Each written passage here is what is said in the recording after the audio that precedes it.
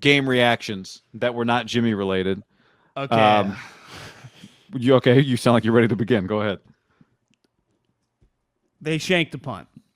And 50 people are like, you can't put this on Hightower. I say this all the time. We don't ever put if Robbie misses a kick or if the punter fucks up. So we're acknowledging he has nothing to do with a kicker or a punter. The first kick or the second kickoff of the game, they took it to like the 45. And early in the game, luckily, the Titans offense was in shambles. But it's just 39. Guy, their special teams. I guess Green Bay's really bad. I'm sorry. Green Bay's so good as a team. Like, so what, they screw up on special teams every once in a while? Not what about the that big a deal. Wisnowski punt that Juwan Jennings caught at like the 3? But there was a play that Brandon Ayuk was supposed to catch at like the 8. He moved, and then it gets down at the 2. Hightower's pretty bad. I mean, it's just consistently just always something in his unit. You want to blame him or not, his unit, shanked punt, ball pinned at the 2 on him. Pinned at the 2. You got to say the pin at the 2. Well, they didn't pin one, but why do their returners, Ayuk included, always feel like they feel like, has anyone told these guys what to do? Feels like they haven't practiced a punt return all week. Yeah, Brandon, go freelance this shit, dog. Just see what happens. Brandon's just, I like Brandon Ayuk a lot. Don't love him there. I'd like to, maybe the offseason project, let's just get a guy to do that and take him off that unit. Yeah. Well, let's not have 4.5 guys. But does he feel like a natural for you back there? Because for me, no, feels very uncomfortable. And there was no sun in his eyes tonight. Yeah. I'm surprised you started with the special teams, but I guess I shouldn't be surprised that you started with the special teams. The early part of the game, when they scored, they kicked, big return, and just my mentions, just nothing but Hightower. So we were off to a good start. It's a social movement, social media movement. It has caught on. It has definitely caught on. I thought early in the game I used the word ravenous. Their defensive front was ravenous. There was nothing Tennessee could do up front to slow them down. They tried to run a screen early, like, oh, we're gonna make them think about cutting it loose and rushing Ryan Tannehill. They threw the screen and that thing got gobbled up in 8 seconds. I mean, 8 milliseconds. It was brutal. And then the game kind of settled down, and they were incredible. I mean, incredible on 3rd and long. I don't have the distance numbers. The 3rd down numbers were off the charts for Tennessee. They were 9 of 16. It felt like of those 9, 8 of them were on 3rd and 10 or 3rd and 11. It was wild. Their drive where they turned to score 10-10. Yeah. 3rd and 7, A.J. Brown. 3rd and 10, A.J. Brown. 3rd and 7, A.J. Brown. And it was just a couple of them were tightly contested. Other ones, it felt like he was kind of open. To me, he kind of went NBA player. Like, motherfucker, I'm taking this thing over. Because Julio was a non-factor, and everyone was a non-factor in the game. What was his final number? 11 for 145 and a tug? Honestly, it felt more. 11, yeah. 16 targets, 11 catches, 145. Felt like if you told me the targets were the catches, 16, I'd believe you. Just a man-child. Like, we had talked all week what his status was going to be. He was eligible to return, hoping still feeling some pain, may have to miss another. When it was like he's back, and you're just clearly Julio is a shell of himself right now. But A.J. Brown was healthy in return. That was fair to say. Beside Jimmy being shitty, A.J. was a huge swing difference in the game, obviously. Yeah. I still think better Jimmy beats him, but yes, A.J. Brown was fantastic. He's just a monster. An absolute monster. He's better than DK. It's not even a debate now. He just does more stuff. You know the hierarchy of the second round picks right now and 3 years ago? It goes AJ, Deebo, and then DK. I'm watching DK's body language looks terrible. It's just Deebo's past him. But Russell looks bad too. But I mean, still should be better than Tannehill. God, Deebo, 9 for 150. He was fantastic again. Yeah, and 5 carries for 32 yards. So he was over 6 yards a carry. Deebo, every one of it. That toss to him is going to get him killed. Well, I liked at least they ran that one kind of misdirection. He didn't get hit. Every run play, the play should be called murder something because it's a murderous run. How about the quick screen they ran to him that looked like he was going to get -5, and he juked the corner and then all the guys were coming, and he cuts back in, and he gets 3 yards on a play that I would say there might be a couple players in the NFL that even sniff getting back to the line of scrimmage. Half the league gets destroyed. That was a remarkable play by Deebo Samuel on the screen. He's got this like Frank Gore quality where he doesn't. I always thought Frank, a 2-yard loss would become a 1-yard gain. He just at least could get something out of nothing. And Deebo, for a non-running back, is incredible at it. I mean, just even for a running back, most running backs don't do it. You could make the case. Somebody said, "Are you sure AJ's better than Deebo?" Debo's better for the 49ers than AJ Brown would be. They're different players. AJ Brown is an elite player. He just on TV, he looks 6'5", 240. Yeah, like who would put up bigger numbers with Aaron Rodgers? I think AJ Brown would. Yeah, but a bad offensive. Put it this way: like I think a bad offensive coordinator and a good offensive coordinator could do great things with AJ Brown. I think you need a better play caller probably to do things with Deebo. You just throw jump balls to AJ Brown. Yeah, man, I think AJ Brown is a true elite outside guy. Deebo is one of the most unique players I've ever seen. Like I think it's very hard to compare. Like I don't look at Deebo like I do Devontae Adams or AJ Brown or Justin Jefferson, even though he is a very, very productive wide receiver.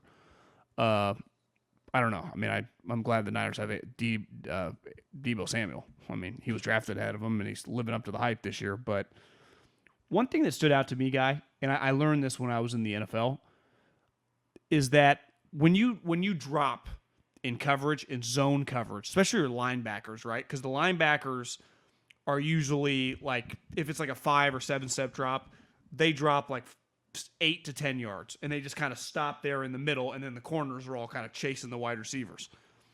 And like, listen, Fred Warner is a smart player. They have smart players. But we used to talk about this a lot. Are you a robot? Do you just go like, I got 5 yards of depth and 3 yards to the left, and then I get my spot? Well, part of it is like you got to be a football player. Their guys just go, stop, and then the guys just sit there in the zones. And even Fred would have to react. Like, part of it is there's got to be a blend of, and this is where Fred is not Bowman or Willis, of like instinctual as a zone dropper to not just be killing grass. And it feels sometimes they're middle of the field defenders that are their linebackers that happen to be really athletic just stop their feet and just kill grass. And the guy, and it's just like, then there'll be a split second, they'll tackle him.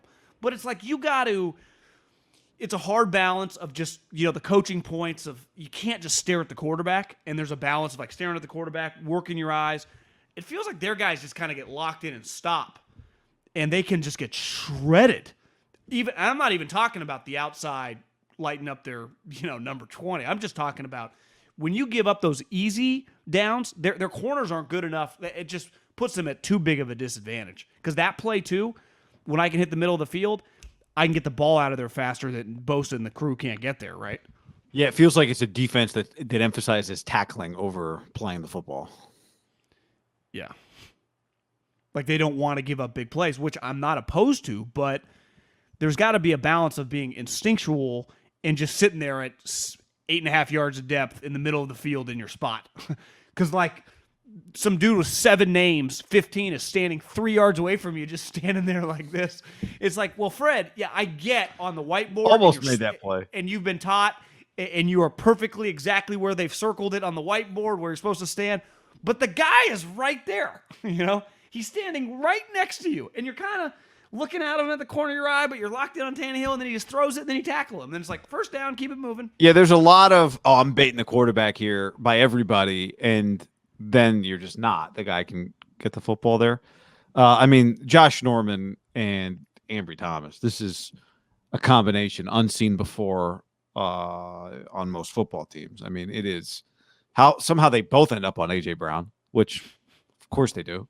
Well, Downing's to the same results. Going back and forth. It's like, Downing, you going to move him around? It's like, what difference does it make? It doesn't make a difference. It really didn't. I mean, he did whatever he wanted no matter where he went.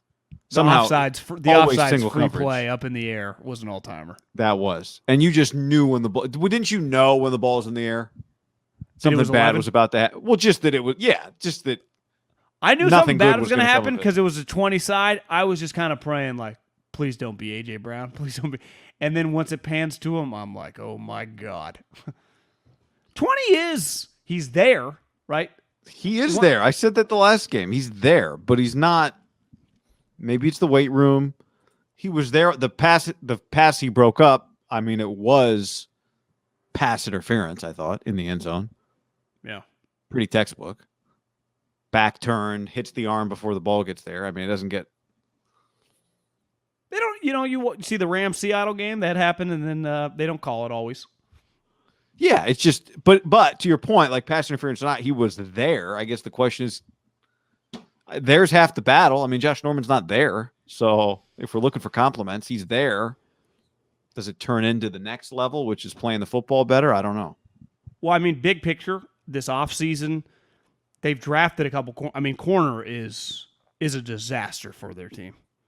Because how could you think that Ambry Thomas and Lenore are just going to be able to start and be solid? You're going to have to sign multiple corners in free agency, right? Is there a chance that you try to sign a big-time corner and pay some guy a lot of money? I mean, you're going to have to do something because their corner situation. I don't watch the Lions and the Jets. I mean, obviously those teams are atrocious, but of all the teams that are 8+ wins, I can't imagine if we did like a film study breakdown, the Niners wouldn't be the worst group of all the teams that's going to have a winning record, right? Of the defensive backfield. Yep. And the Bucs, they're down to like their 7th. The Niners, I mean, obviously they have some injuries, but I mean, Josh Norman has now started what? It feels like the entire season.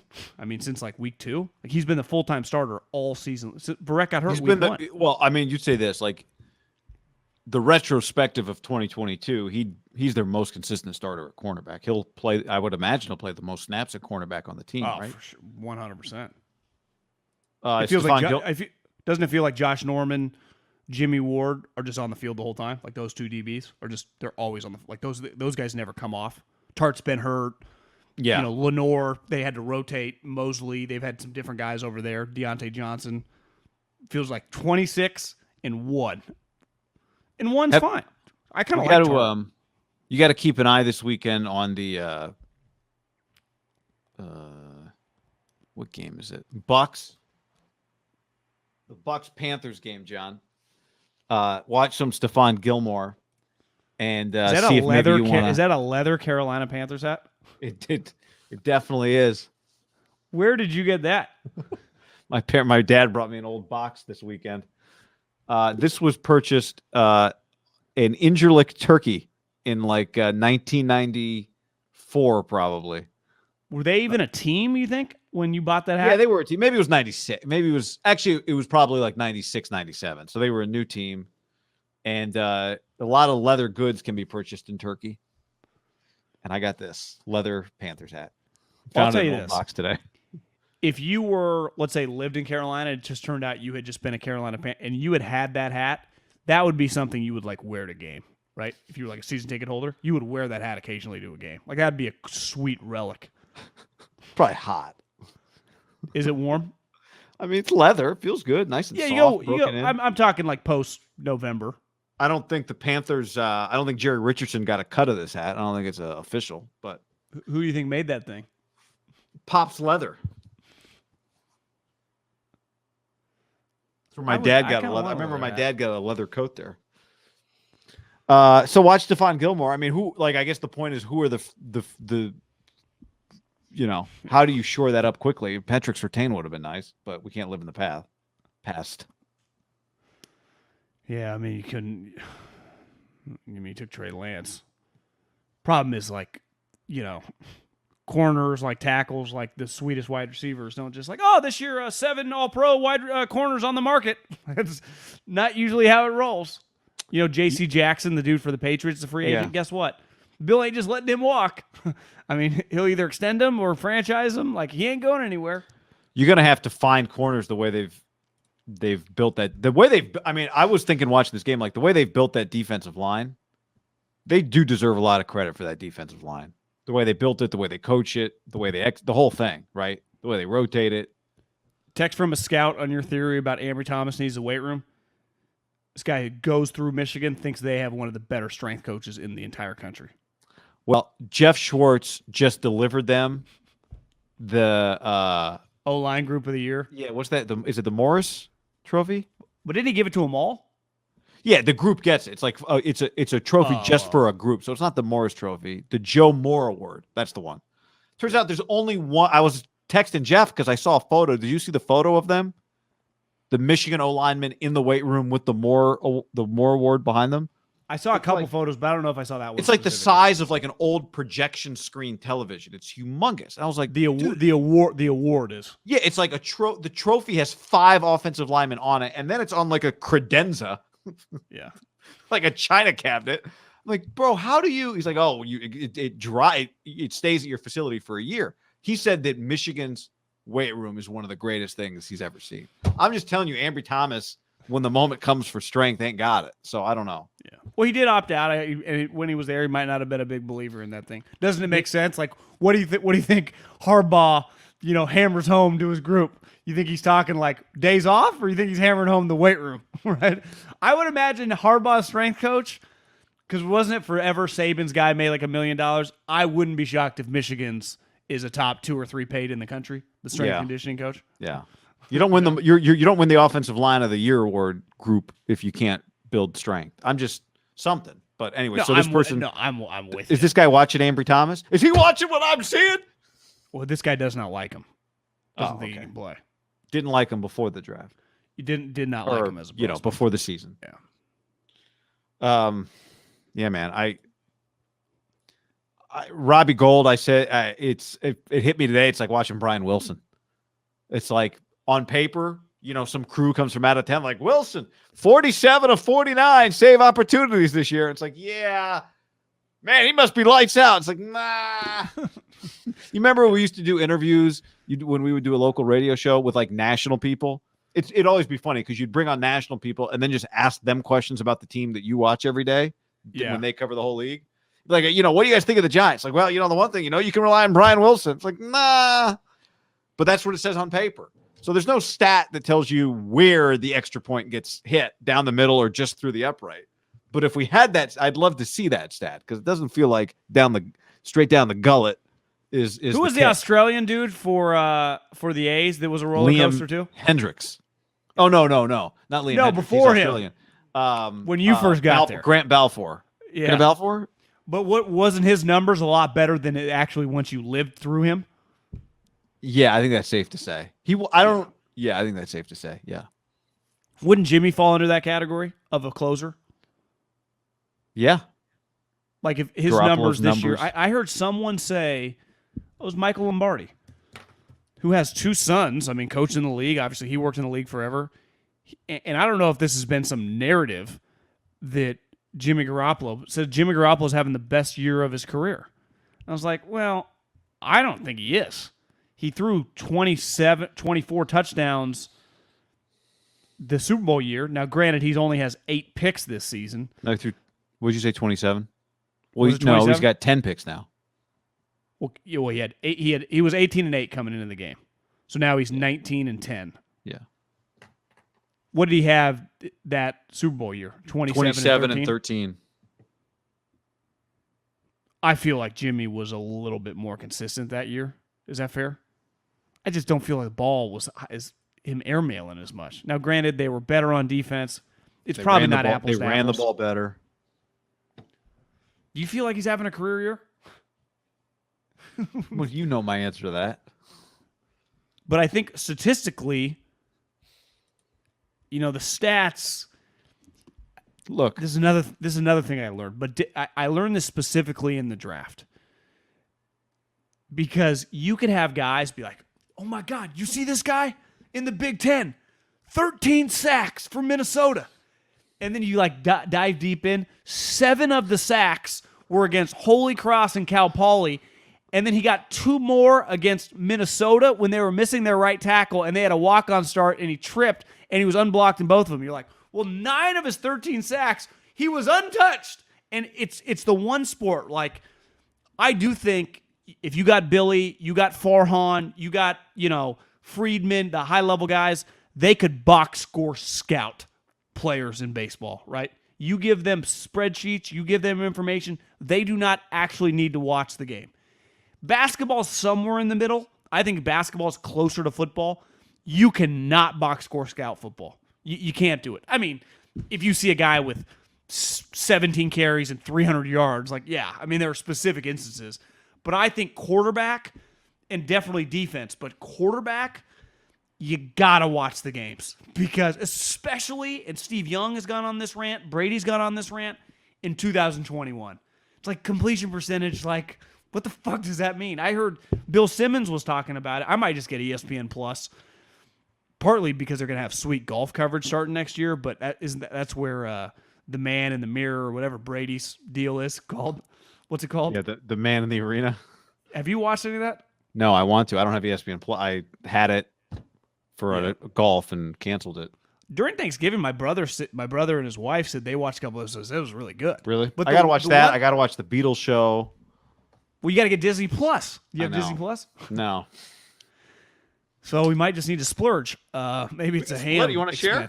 Yeah. I mean, maybe it's just a ham expense. We the just go in on can it. Buy it. Yeah, I like that idea. Well, everyone's talked about the thing in some of these Brady clips is like, God, you see him in the 04 game, him releasing the ball to Troy Brown and getting split in half, right? Or throwing it over the middle in 06 or 07 and Welker getting decapitated. Like, it's kind of a different sport.